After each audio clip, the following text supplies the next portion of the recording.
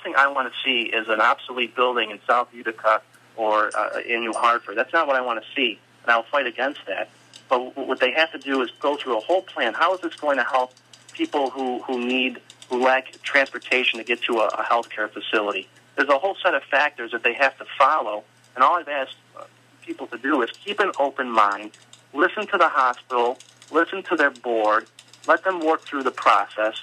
Don't spread misinformation. We are historically so good in this area of squandering good opportunities.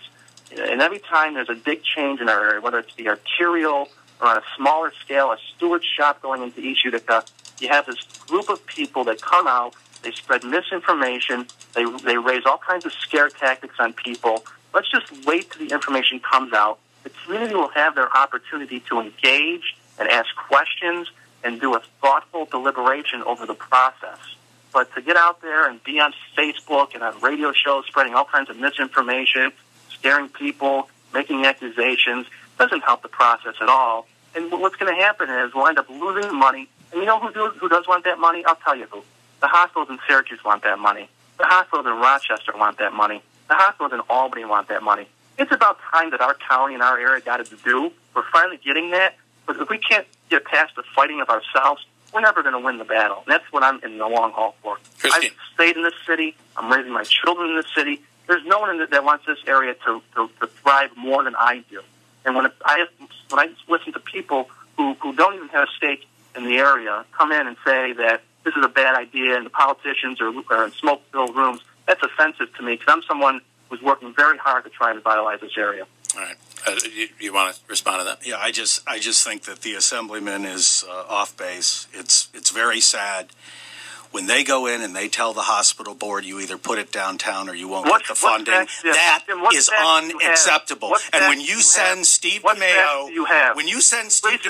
in front of the board to say that they will not on paper or on this radio show saying that there's any pressure on anybody. Assemblyman, listen. You and I have been on the same fight for a lot of good things in this community. This fight, we're on different sides. I don't remember you in any fights that I am not opposing the hospital and modernizing and providing the best health care we can for our community. That's exactly what you're doing. But your location is unacceptable. And the side deals that have been made and taking those properties off the tax rolls, and some of those buildings are beautiful. Before you make accusations, Jim, explain to me a side deal that has been made or one fact that you have that myself or any member, any elected official has exerted any pressure on anybody to put a hospital downtown. Please, because I've said right from the beginning, if it doesn't work because there's not the right infrastructure, the property's not right, whatever, I said I will be the first to say it shouldn't go there. Where are the scoping sessions? Where are the public hearings, Assemblyman?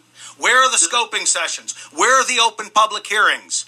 You cannot make a decision to put this hospital downtown without us shining the light on it. Have the people look at the different possible locations. And certainly one that you seem to oppose at St. Luke's has a lot of support by that board. And if, in fact, it has to be within the city, the way you wrote the legislation, we can simply annex that property as we did with the Masonic Care community when we needed to bring some of their property into the city of Utica. So we can abide by your legislation. We can put it where it should be. We have wonderful synergy with Utica College. We have a Kojo plant we put a lot of money into. That is the location it should be. Many hospital board members want to see it there. You should get on board and be a part of it. And as the president of Utica College said, someday we will be Utica University, and a medical program with the synergy of a hospital is a terrific start. All right, let's Mr. Brock, if the board comes out and supports the downtown location, would you support that? I would be opposed to it. So if the board unanimously came out and supported a downtown location, it will not be unanimous. I can assure you of that. Mr. Brock, you have said that the board, members of the board have come to you asking them to be their spokesperson unofficially because they won't come and, as you said before, shine the light on this situation. Aren't these big boys and girls, if they oppose this situation, why can't they step forward? Unfortunately, they've all been asked not to say a word. Just recently, the president of UC, who sits on the board, was on another radio program. If they're truly acting in the best interest of the hospital, to which they've been appointed board members, why wouldn't they be speaking out against this? None of them have been allowed to say anything on this issue. That's the sad thing. And none of them have been allowed because they've been beaten? And that's a great question. That's a really great question. As I said, on a recent radio program, the president of UC, who sits on the hospital board, said, I would like to, but I can't speak about it. All right, you want to address that, Anthony? It's not what he said. They asked him where the hospital would be going. Because he's a board member, he respects his position on the board. He said, we're working through the process and trying to come up with the best location. Unfortunately, Mr. Brock doesn't want to let that process play out. He'd rather be the voice, the spokesperson for the unanointed spokesperson for the board and speak for them. I still am waiting to hear one shred of evidence that anyone has exerted pressure, a name of some board member who's willing to say that, because that's not happening. Let's get on that road. Has someone, you're saying someone is on the board has approached you? I mean, he's looking at not just one. Three board members have come to me. So if there are 3 board members, though, why don't they have the strength themselves to come out and say this is what? Because why would they? As board members, they have been asked to keep it within the board and work through the process. So are they going to? Are those? The problem is they said that unless we shined light on it, that this was going to be a fait accompli. Are they going? All of a sudden, they were going to have to make the announcement. It was downtown, but they could vote no. The community. But they could vote no, correct? My question is, will they vote no?